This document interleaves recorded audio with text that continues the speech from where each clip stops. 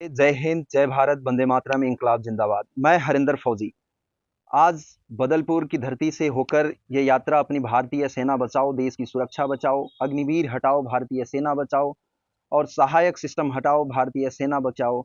ये तमाम जो ये सारी कुरीतियां हैं, जो देश की जवानों की आज हत्याएं कराई जा रही, इन सब चीज़ों के लिए एक न्याय यात्रा बदलपुर से हो करके, और मैं अभी उसके बाद जो यहाँ की माननीय सांसद प्रिया सरोज जी हैं और उनके पिताजी विधायक हैं, इन लोगों से मिलते हुए इस यात्रा की शुरुआत हो गई है।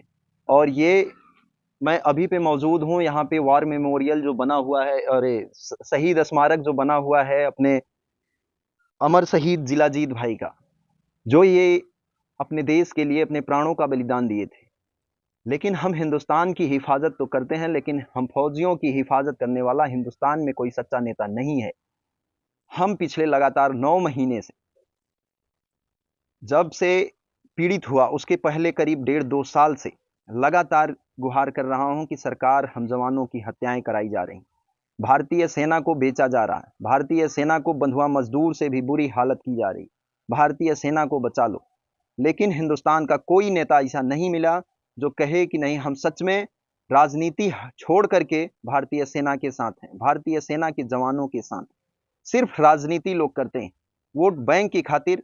एक कहते हैं कि हम अग्निवीर ला रहे हैं, देश की सुरक्षा को मजबूत कर रहे हैं, लेकिन वो किसी मंचों पे बात नहीं कर सकते, किसी मंचों पे डिबेट नहीं कर सकते। ना ही उन्होंने कभी कहीं पे डिबेट किया कि अग्निवीर किस माध्यम से, किस कहां पे बात करके किस तरीके से लाई गई। और दूसरे जो आका लोग हैं वो कहते हैं कि हम आएंगे तो अग्निवीर हटा देंगे। दूसरे आका लोग सीधा यही कहेंगे कि हम आएंगे तो अग्निवीर हटा देंगे, लेकिन उन्हें देश की हिफाजत से कोई मतलब नहीं। लेकिन हम कसम खाते हैं, अपने प्राणों का बलिदान देते हैं कि नहीं, हम इस मुल्क की हिफाजत करेंगे। हम आग पानी हवा किसी भी रास्ते से जाना पड़े पड़े अपने प्राणों का बलिदान देना पड़े, लेकिन हम देंगे। क्यों? क्योंकि हम अपने हिंदुस्तान की हिफाजत करेंगे, अपने मुल्क की हिफाजत करेंगे। और आज वही फर्ज हम निभा रहे हैं, आज वही फर्ज निभा रहे हैं कि जब हमारे आका लोग सिर्फ राजनीति कर रहे हैं, सिर्फ राजनीति कर रहे हैं अपनी वोट बैंक की, उस दौरान मैं राहुल जी से भी मिलता हूं, मैं रक्षा मंत्री महोदय से मिलता हूं, मैं अखिलेश यादव जी से मिलता हूं, मैं पप्पू यादव बिहार के जो तेज तर्राक सांसद हैं उनसे मिलता हूं। और जब सांसद नहीं थे भीम आर्मी के चीफ कहे जाने वाले चंद्रशेखर आजाद जी, तब उनसे भी मिलता हूं। और लगातार अभी परसों हरियाणा में दीपेंद्र हुड्डा जी से मिला था। ये तमाम जो माननीय सांसद महोदय जी हैं और देश के कर्णधार नेता हैं, हमारे देश को लीड करने वाले लोग हैं, सिर्फ अग्निवीर की बात कर देते हैं। जिसके पास जाओ बोला हम आएंगे तो अग्निवीर चेंज कर देंगे, आपकी लड़ाई लड़ रहे हैं। लेकिन सच्चाई अगर देखा जाए तो सिर्फ सब लोग राजनीति कर रहे हैं। इसलिए मैं आज फिर यहाँ पे अपने इस पावन धरती पे खड़ा होकर के अपने वीर शहीद जिलाजीत भाई की इस स्मारक पे खड़ा होकर के ये सौगंध लेता हूं कि मुझे कोई डर नहीं है किसी भी प्रकार का, चाहे वो पक्ष का हो चाहे विपक्ष का हो। आप करा देना हमारी हत्या, आप करा देना जो आपको करना होगा, लेकिन हम हिंदुस्तान की हिफाजत के लिए लगातार ये लड़ाई रोड पर लड़ेंगे, लगातार ये यात्रा हमारी चलेगी। आप रोकिएगा चाहे टोकिएगा चाहे जो करिएगा, लेकिन हम देश की हिफाजत के लिए जो कसम खाए हैं वो करेंगे। हम कह रहे हैं कि आप जवानों की हत्याएं हो रही हैं, इसकी जांच हो। रक्षा मंत्री महोदय के पास समय नहीं है कि वो जवानों से मिल सकें, रक्षा मंत्री महोदय जी के पास इतनी समय नहीं है कि वो जवानों की पीड़ा को सुन सकें।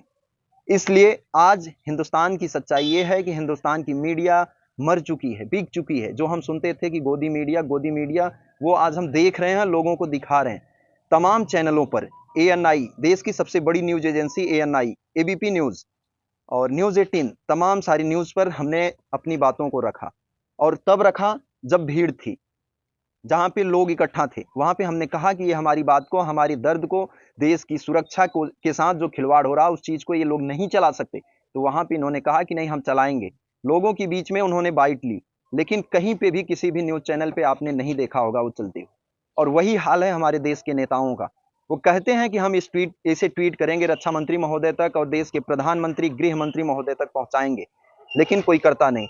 शुक्रिया अदा करते हैं हम यहाँ के माननीय सांसद जी प्रिया सरोज जी का, जिन्होंने ट्वीट किया है, और उनसे उम्मीद करते हैं कि इसे इसे वो आगे भी और लोगों तक इस आवाज को पार्लियामेंट में भी उठाएंगी। और जब तक इन चीजों की जांच नहीं होती, जवानों की हत्याएं बंद नहीं होती, जवानों का शोषण नहीं होता रुकता, तब तक इस आवाज को लगातार वो उठाती रहेंगी। मैं पूरा तहे दिल से उनका आभार प्रकट करता हूं, क्योंकि मैं जहां भी जाता हूं वो लोग कहते हैं कि आपकी सांसद का ये मामला है, आपके सांसद का मामला है, वही इस संसद में उठा सकती। तो हमने अपने सांसद जी के यहाँ भी 2-3 बार मिल लिया और कोशिश करता हूं कि वो इस चीज को उठाएंगे। और कट कर दो, कोई भी हो इस पे राजनीति ना करे। मैं हाथ जोड़ करके, हाथ में कटोरा लेकर के भीख मांगता हूं, एक हाथ में झंडा अपने देश का, अपने मुल्क का तिरंगा, और दूसरे हाथ में कटोरा। हम किसी का झंडा नहीं उठा रहे हैं, किसी पार्टी का हमें ये झंडा हमने नहीं उठाया।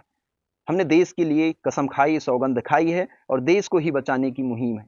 हम चाहते हैं कि ज़्यादा से ज़्यादा लोग जुड़ें और इस चीज़ को शेयर करें, अपने आकाओं तक पहुंचाएं कि हमारे आका जो नींद में सोए हुए हैं वो जागें जल्द से जल्द और इन चीज़ों की जांच कराएं। कैसे जवानों की इतनी हत्याएं की जा रही, और ये हमारी यात्रा जो है इस गाड़ी के माध्यम से, अपनी, हमारे पास इतनी कोई वो पूंजी नहीं है। हम यही कटोरा लेकर के लोगों से सहयोग मांग रहे हैं और जो सहयोग मिल रहा उसी से ये यात्रा हमारी चल रही।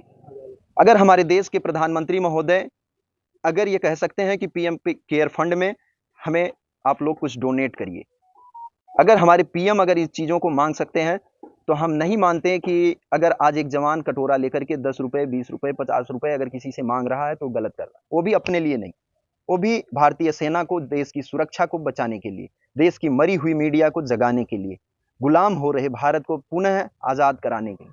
आप सोच सकते हैं कि देश के 2-2 फौजी हाथ में कटोरा लेकर के घूम रहे हैं, जिनके हाथों में हथियार होता था, आज वो कटोरा लेकर के घूम रहे हैं, लेकिन कोई सुनने वाला नहीं।